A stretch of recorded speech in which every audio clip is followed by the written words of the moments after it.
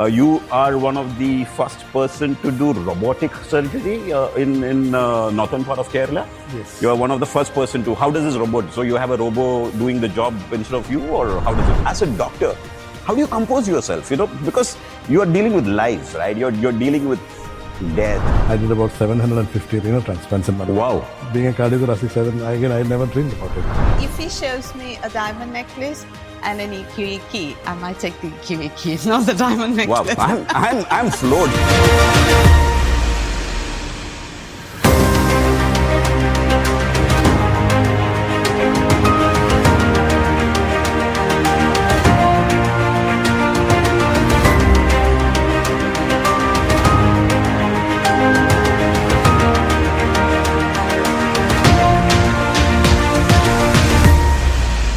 Welcome to another edition of Bridgeway Talks. We try to bring in people who have been accomplished professionals in whatever they do. We have had a lot of people here. We had entrepreneurs, we had corporate people, we have had influencers.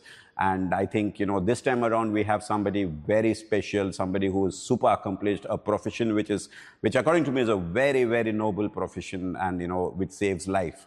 I think it's very nice that we have him here today. We are super proud to have Dr. Anil Jose. Thank you so much for being here, sir. And we have met a couple of times, and I'm sure that today my viewers from Bridgeway would love to hear from you what you are all about. And I think ma'am also is here today. Thank you so much for ma'am for being here. And Dr. Anil is a cardiothoracic surgeon. I got it right, I guess. So I'm not a doctor. So for me, I need to be super careful, because I was telling him before the discussion that I think this profession to be a very noble profession. So it is not something which I would laugh about at any point, right? So saving lives, right? I think that is super noble, and I think that's what I think about it. And I'm sure everybody, you save a lot of lives, and I can really feel the amount of pressure what you would have in your hands, to save lives day in and day out. Thank you so much for coming here, and welcome to Bridgeway Talks. So just to start off with this thing, everybody has a dream, right? When they start as a childhood to become a doctor or an engineer or a thing.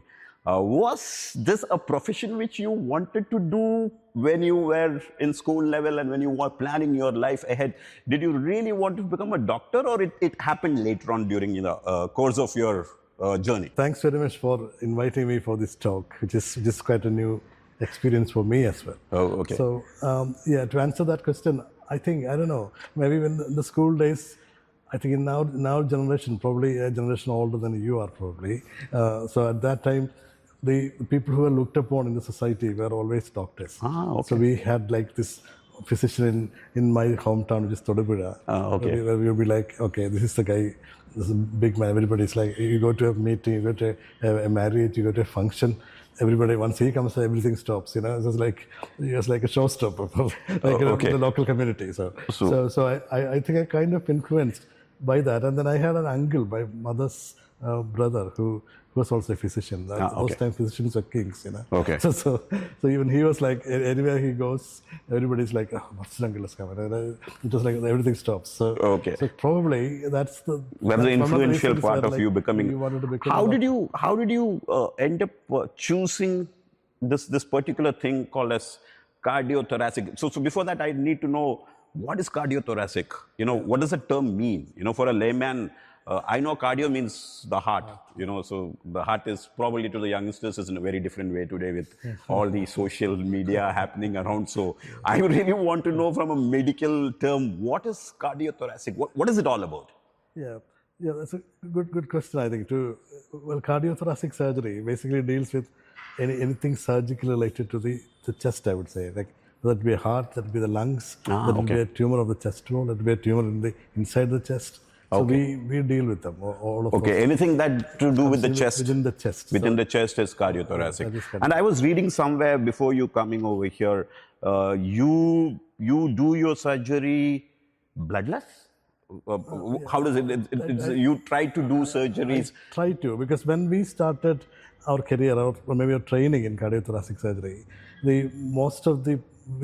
some of them used to start, the moment you start putting knife in, some of these people start blood flowing from the other side. Okay. It was always bloody, and and then when I went abroad and saw how it is being done outside India, Okay. of course, then I realized we don't really need all that blood. We can do if you save when you start doing the case or start doing the operation. If you're like careful, then you probably don't need the blood. So I try not to transfuse most of my patients. Okay. At least 50% of my bypass surgeries, I tend not to give blood at all, because I think the way I do it is it's like economy in the car driving as well. So the moment you try to save from the beginning, the amount of blood loss is much less. Then in that way, one thing we all need to understand why this is important is because you're putting in somebody else's blood in your system. Right. This is not your blood. Yeah. Right. When we were like medical students, one of my bosses used to say, "Cow's milk is for cow's kid, not for human kid." Okay. This is so because he thinks that those proteins and Right. a lot of things. So it's the same way. Then once we transfuse somebody else's blood into your system, your body the immune systems get activated. Then if you end up at some point in your life, you need to have a transplant, for a kidney transplant or a liver transplant. All these antibodies come up. You have problems with very. I think something which I learned today, because I was always thinking that surgery means there has to be blood. Surgery cannot be with. And I think one more thing which I read was you are one of the first person to do robotic surgery in northern part of Kerala. Yes. You are one of the first person to. How does this robot? So you have a robo doing the job instead of you, or how does it work? Yeah, that's one common question everybody asks. So the robot doesn't do anything by itself. That's one thing we have to understand. Okay. So what it does is, so if we are using a so-called, for example, laparoscopic surgery, everybody knows, keyhole surgery. So what we do is we use these long instruments, we look into the camera, and we operate. So whereas if you have a robot, the robot operates the mechanical side. Like the robot moves the arms, and the robotic arm goes inside small, so it's easy to manipulate. Okay. Whereas in a laparoscopic surgery, we have to do it physically. So it's a bit tiring at times. We are working using our shoulders all the time. Okay. And then you get tired. Whereas in the robotic surgery, you're sitting in a console. The robot is doing the mechanical bit, so you can have a coffee if you like in between. You can have to take a break if you want to. So this is very interesting. I would have actually changed my profession if that was, because drinking coffee in between surgery is something which thinking a little bit too much into it. I think what will happen eventually is that if I can maybe operate on someone in my Maitha hospital from Bridgeway, or someone in the US can operate in India. Yeah. So basically, it's something very similar to how we right now do service of our car. So if there is something very specifically wrong with your car, we have somebody from Germany guiding us what to do, and it's on an iPad, and you have a screen, and you can do everything. So I think that is probably what. Yeah, I think we are getting to the next level. Where someone in the US can operate on somebody in Calicut. Would be possible in my children's time, I'm sure. It's not available now, but that is what we are heading to.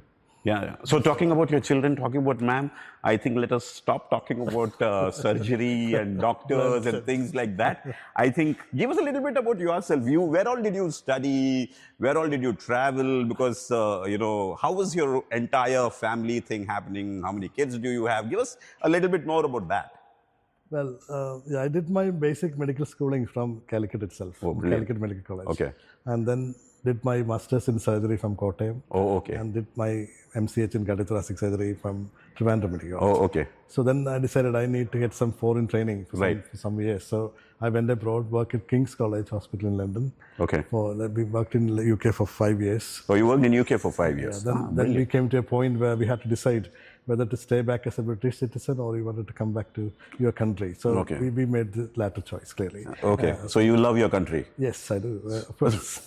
I'm just out of curiosity. Just to put one more thing into perspective, I think one other thing which I keep saying is when we were doing our MCH or maybe post-MCH, then our CM at that time, Achyutanandan sir, he went abroad to get a thymectomy operation. So which was kind of upsetting to all of us that we are all here doing it every day, and why is he going to UK?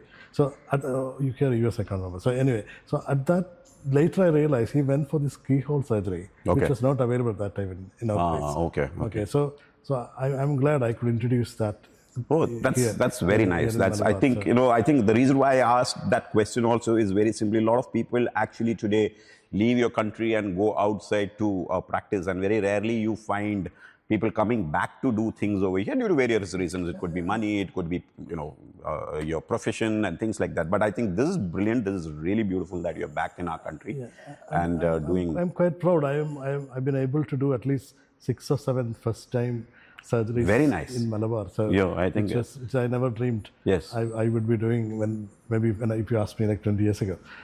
Same way. I'm glad I could help one of the hospitals to set up a renal transplant program. Okay. I did about 750 renal transplants in Malabar. Wow. Being a cardiothoracic surgeon, again, I never dreamed about it. Brilliant. 750 came along. Yeah. 750 renal transplants. Very interesting. Not being a urologist, I am a cardiothoracic surgeon still.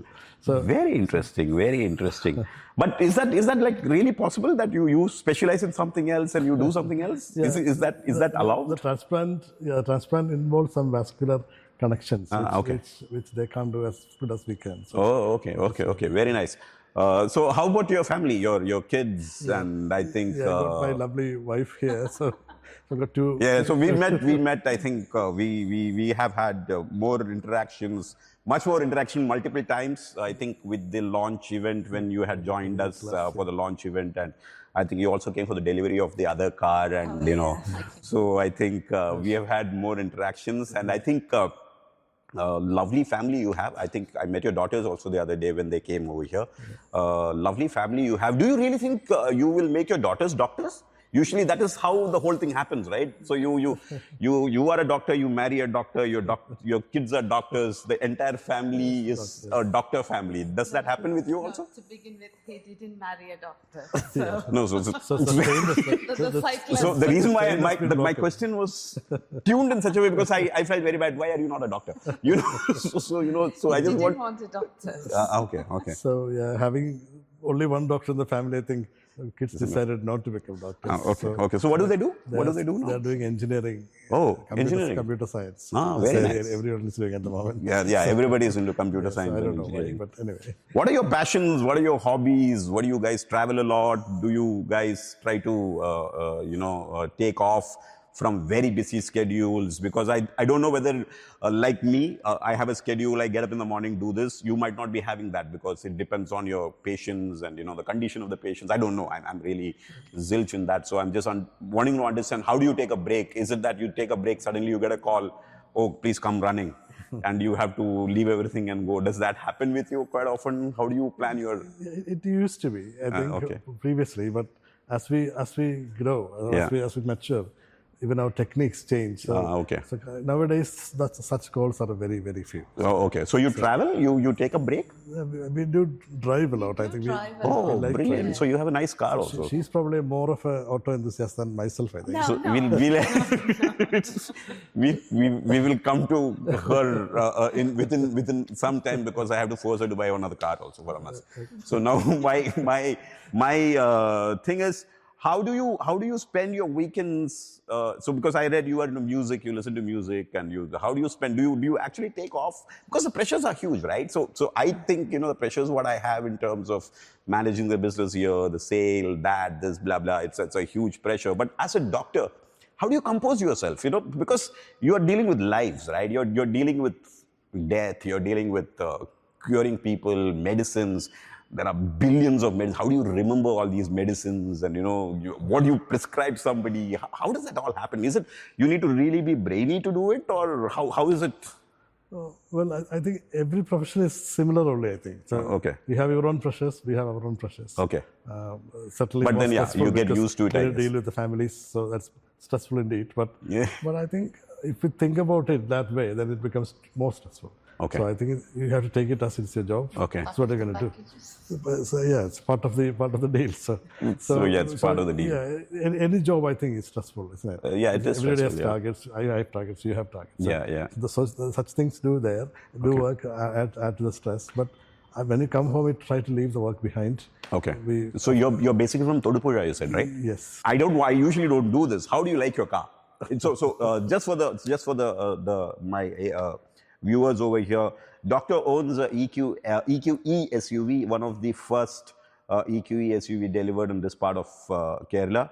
And I think he was a fan of competition. I wouldn't say the name.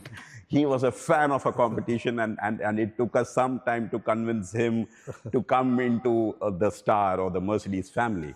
So how do you like it shifting from, I think you have been driving the competition for a long time, and now you have shifted to Mercedes. How do you like it? Well, I think I can put a name on it. So I've been a bit of a BMW fan for so many years. I think in 2009, I always had a BMW. Right. So just like partly because maybe I'm getting aging also, I think. Now that I moved on to the Mercedes, maybe it didn't take very long for you to convince me, because the moment I saw the EQE, I was like, this is the car I'm going to buy. This. Actually, just like love at first sight, I just liked it. Right, beautiful. Beautiful. I think the car also is a fantastic car. There are no two competitions for that anyway. So it's a EQE SUV is definitely a masterpiece of its own, and I think today we ourselves have a plethora of electric cars, and I think, ma'am, you also drive an electric car. Now, with the family is both of electric family. Yeah. So you also drive an electric car, and it's nice that I drive an electric car. So it's nice that people are shifting to electric. But do you really feel that electric is the future, or do you think that ICE will continue to rule a bit more than the electric, from a layman's term? Personally, I think electric is going to be, because once you drive the electric for like 2 months. Now, when I drive along the road, I see other cars with all this smoke coming out, just all this noise.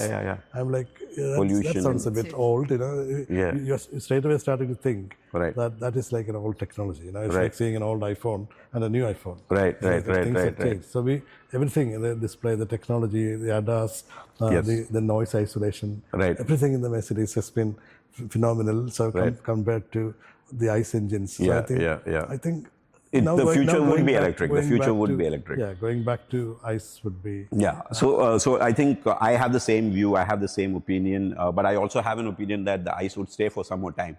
It's not going to be an immediate transition into a complete electric future, but I think the ICE would stay for a little bit more time. And how do you like the EQE SUV, the car which I think for us is a very special car? How do you like that car? Because I know you drive an electric car. The reason why I asked you is, you drive an electric car, I know you drive an electric car, and you have bought another electric car. Electric is electric. So, do you really find a difference between the car, what you drive, and this one? Yeah, actually, I was surprised to see the difference between one electric car from another. I've been driving an electric car for the past 2 years. And then when I thought EQE, what big difference? It's an electric car. But it does make a difference. Nice. It is amazing. Very nice. It is an amazing car. Very, very nice. So when are you planning to buy the EQA? Right. So very straightforward question. So when do you shift your electric car to an EQA? The problem. Let me take a test drive first. Yeah, definitely, yes. Now leaving the car part, how do you find that you have a very famous doctor in your family, and who's done so many surgeries, and how is he at home? Does he have the same amount of surgical thought process at home too? Does he do things with blood or without blood? Oh, he's totally bloodless. He's totally bloodless. But when he starts a cardiac surgery, when you come back home, I used to see blood on his toenails. Oh, okay. Yeah, I think it just pumps the blood. There's loads of blood, I think. But these days, I don't see blood on his clothes or toenails or anyway. He's clean. He comes home clean. He comes home without blood. Blood on his hands. Yeah. So, no blood on his hands. So what do you do, ma'am, for your hobbies? You travel a lot? A few years, maybe just a few years back, maybe just a couple of years back, I had my children. So it was a huge task bringing them back from the UK. And they didn't know both the languages. They were born in UK? Actually, they were not born in UK, but they did a primary school in the UK. So they were not at all familiar with either Hindi or Malayalam. So it took a while to get them used to the you know, Okay, the Indian. social. So, but tell me, coming back from UK, coming to Kozhikode, coming to Bombay, Delhi, Bangalore is understandable. Coming to Kozhikode, don't you think that's like two poles? You know, it's like you're coming from UK to. No, Kerala is where our roots I do are. agree. I personally love Kozhikode and I personally love the place where we are in. But for your kids, you know, coming from a big city where life is happening, fast moving, coming to a super slow place like Kozhikode. Then again, it's like what Anil said earlier. It's the way we see it. It's the way we see it that the kids see it. Yeah, okay. If I keep saying, "Oh, Calicut is such a slow city, we could have gone to a metro," right, then my kids will say the same thing again and again. Right. We never discuss Calicut or Kerala or any of the states or any of the countries for facts, slow or fast. Right. We just say, "This is our." So, how long have you been in India now? 10 years. 10 years. Oh, okay. Yeah. It's quite a long time. 10 quite years, a long time. yeah. Okay. We moved back to India when our kids were just about to go to the secondary school. Okay. Secondary school in the UK is a completely different picture. Right. Once they go off to secondary school, it's complete freedom. Right. They won't come back. Right. So we thought maybe now or never. Right. So we just moved in. Oh, brilliant. So, yeah, so I heard you are the more of a petrol head at home than what he is. No, I just like cars. That's what a petrol head is. You know, liking cars is what a petrol head is. So from a family which owned W123, they had W123. Yeah, so that's exactly my point. My question was there. So while when I got married, I was actually a Mercedes fan. He spotted it. I thought, no, I was never a Mercedes fan. But when I drove an EQE now I know it. I was always a Mercedes fan. No, so which all cars did you have before? Actually, my dad owned a W123. Oh, brilliant! And being a strong dad fan, like he was a superstar when he bought that Mercedes. So he's where is he? He's no more. Oh, I'm so sorry. We had the car in the 80s. Okay. Yeah, so it was an amazing car. I still remember the bucket seat. Oh, yeah. It was so plush. So now I know why he says you're a petrol head.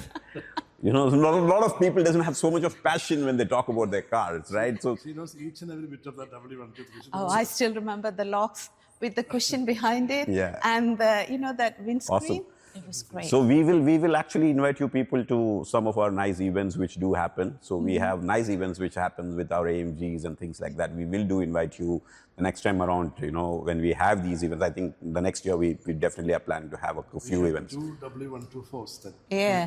Oh, yeah? And then my dad's brothers moved on to W124. We had two of them. So where are your brothers now? But he's in Cochin. Gotcha. So they still own the car? They still have the 124s and 124s? My dad's brothers had two W124s. Okay. Super. Very nice. Yeah. So I think no wonder you're the petrol head of the family, because the passion which I see when you speak about cars, very rarely people, and I drive a car, so I drive a car. It's got a steering wheel and 4 wheels, so I'm okay with it. No, actually, the first car he bought for me was a Mercedes. Oh, in is the it? UK. You drive a competition and she drives a Mercedes. It was such a nice garage, you know. There's a BMW 5 Series.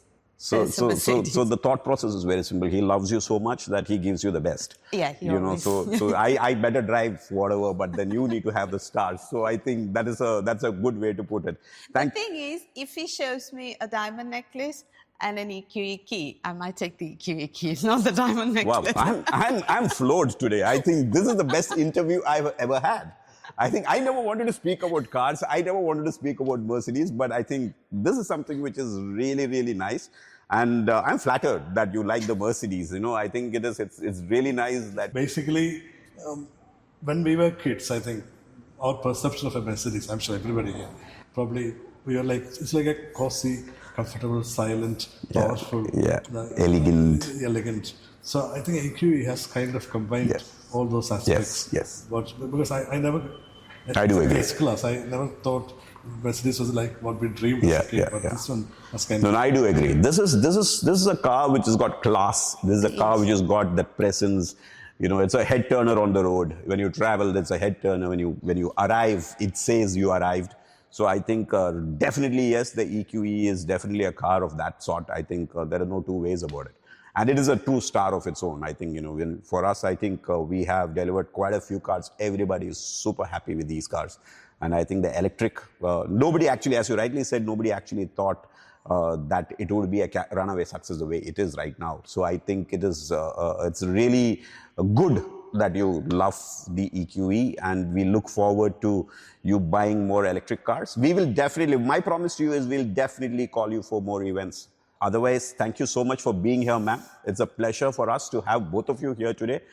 You are super busy. I know, you have a lot of work, a lot of patients to attend, and taking time away and coming to us today in Bridgeway. I think it means a lot to us. And I thank you on behalf of Bridgeway, on behalf of all of us here, for taking your time and coming and talk to you. I loved every bit of this session, what we had, and it's been a pleasure to have you. I think, let this relationship become much more stronger with more cars from our stable to you.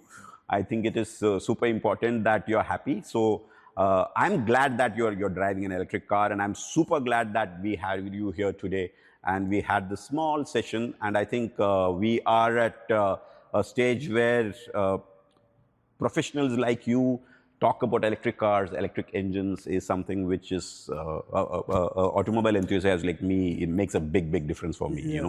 Just to add to that, I'm quite a bit of a petrol head, I can tell you. Yeah, that's exactly my point. So someone like me converting to an electric is a sign of change of times, I think. Brilliant.